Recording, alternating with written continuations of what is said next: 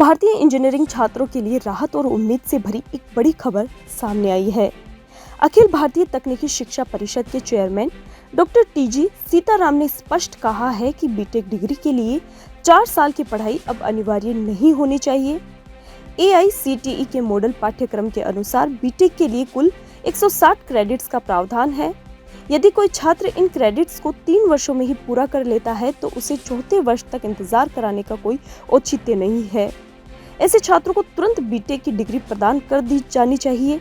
STARS conclave 2025 में doctor Sitaram ने उच्च शिक्षा की दिशा और ढांचे पर नए विचार रखे। उन्होंने कहा कि शिक्षा को ज्यादा से ज्यादा लचीला और मॉड्यूलर बनाने की आवश्यकता है ताकि धीमे सीखने वाले, सामान्य गति से पढ़ने वाले और तेजी से सीखने वाले सभी छात्रों को समान अवसर मिल सके। उनके अनुसार आज शिक्षा व्यवस्था को ऐसे ढंग से तैयार करना चाहिए जो छात्रों को अपनी क्षमता और मेहनत के अनुसार पढ़ाई पूरी करने की आजादी दे। उन्होंने कृत्रिम बुद्धिमत्ता के युग में परीक्षा प्रणाली पर भी पुनर्विचार करने की बात कही। उनके मुताबिक अब समय आ गया है कि पुराने रटत पैटर्न पर आधारित मूल्यांकन को बदला जाए। हर साल लगभग 15 लाख इंजीनियर भारत से निकलते हैं, जिनमें से सिर्फ 1 से 1.5% ही IIT और NIT से आते हैं। बाकी सभी राज्य और निजी कॉलेजों से निकलते हैं और यही युवा आज देश में स्टार्टअप संस्कृति और नवाचार की धारा को आगे बढ़ा रहे हैं। यही भारत की असली ताकत है। डॉक्टर सीताराम के इस बयान ने शिक्षा जगत में एक नई बहस को जन्म दिया है। यदि ये व्यवस्था लागू होती है तो लाखों छात्रों को न केवल समय की बचत होगी बल्कि वह अपने करियर की शुरुआत भी जल्दी कर पाएंगे। इस विचार का आर्यभट्ट इंजीनियरिंग कॉलेज के प्रिंसिपल डॉक्टर SK माथुर ने स्वागत किया। उन्होंने कहा कि ये कदम शिक्षा व्यवस्था में लचीलापन लाने के साथ साथ छात्रों के भविष्य को और बेहतर बनाएगा। डॉक्टर माथुर ने कहा, हमारे देश के छात्र बेहद प्रतिभाशाली हैं।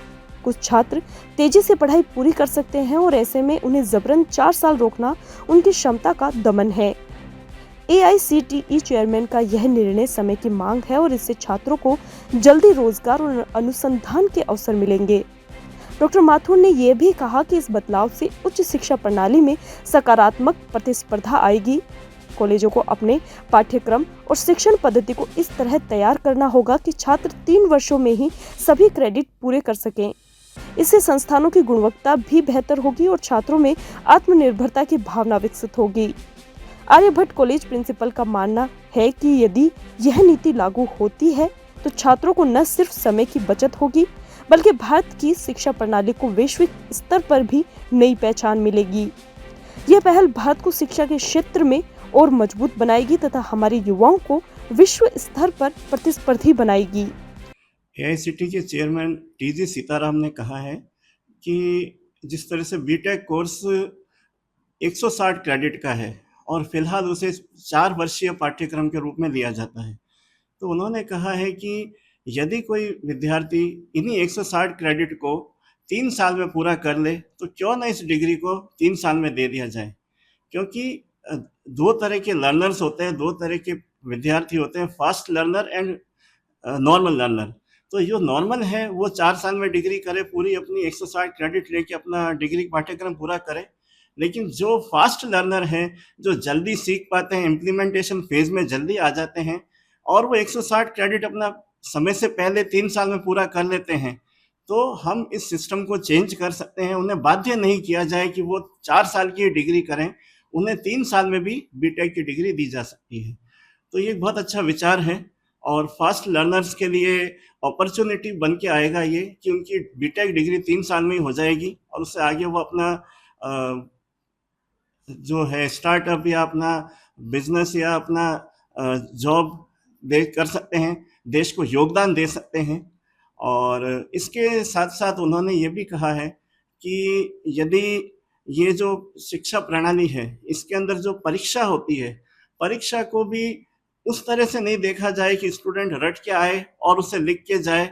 उसे याद करने की बजाय इम्प्लीमेंटेशन टाइप की व्यवस्था होनी चाहिए जिसमें वो छात्र समस्या समाधान को लेकर चले और उसमें समस्या समाधान करने की कैपेबिलिटी बने और वो उसी तरह से उसको ले। इसे हम केस स्टडी कह सकते हैं कि वो केस स्टडी ले और केस स्टडी पे वर्क करके और वो एग्जामिनेशन में लिखे और उसी तरह का स्टूडेंट उस परीक्षा में सफल हो। तो इससे स्टूडेंट के अंदर रचनात्मकता बढ़ेगी और उनमें जो स्टार्टअप की क्षमता है, उनमें जो एक किसी सेटअप को चलाने की क्षमता है, उसमें विकास होगा और भारत को अच्छे इंजीनियर्स मिल सकेंगे। हमारा जो युवा है वो बहुत स्मार्ट है, बस आवश्यकता है उसे प्रॉपर गाइडेंस की। और ये देखा गया है कि टोटल जो पास आउट स्टूडेंट्स हैं उनमें से मात्र 1 या 1.5% आईआईटी एनआईटी से आते हैं। बाकी 99% स्टूडेंट किन्हीं प्राइवेट गवर्नमेंट इंजीनियरिंग कॉलेजेस से, राज्य सरकार की कॉलेजों से, राज्य स्तरीय कॉलेजों से आते हैं और वो भी अपना उतना ही योगदान देते हैं जितना अन्य एनआईटी आईआईटी वाले देते हैं। और उन्होंने भी अच्छे स्टार्टअप किए हैं, उन्होंने भी अच्छे पैकेज पे जॉब पाई है, उनका भी बहुत बड़ा योगदान है। तो ये कहना कि कोई किसी विशेष इंजीनियरिंग कॉलेज का स्टूडेंट ही सफल हो सकता है, ऐसा नहीं है।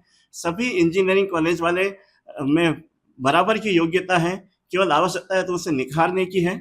और इसी तरह से देश आगे बढ़ेगा और ये एक तरह की लोकतांत्रिक व्यवस्था है जिसमें किसी पर्टिकुलर टाइप की कॉलेज का कोई उसमें वो आधिपत्य नहीं है। सभी कॉलेजें जो हैं वो अपना बराबर का योगदान दे रही है, सभी स्टूडेंट अपना बराबर का योगदान दे रहे हैं देश के विकास में।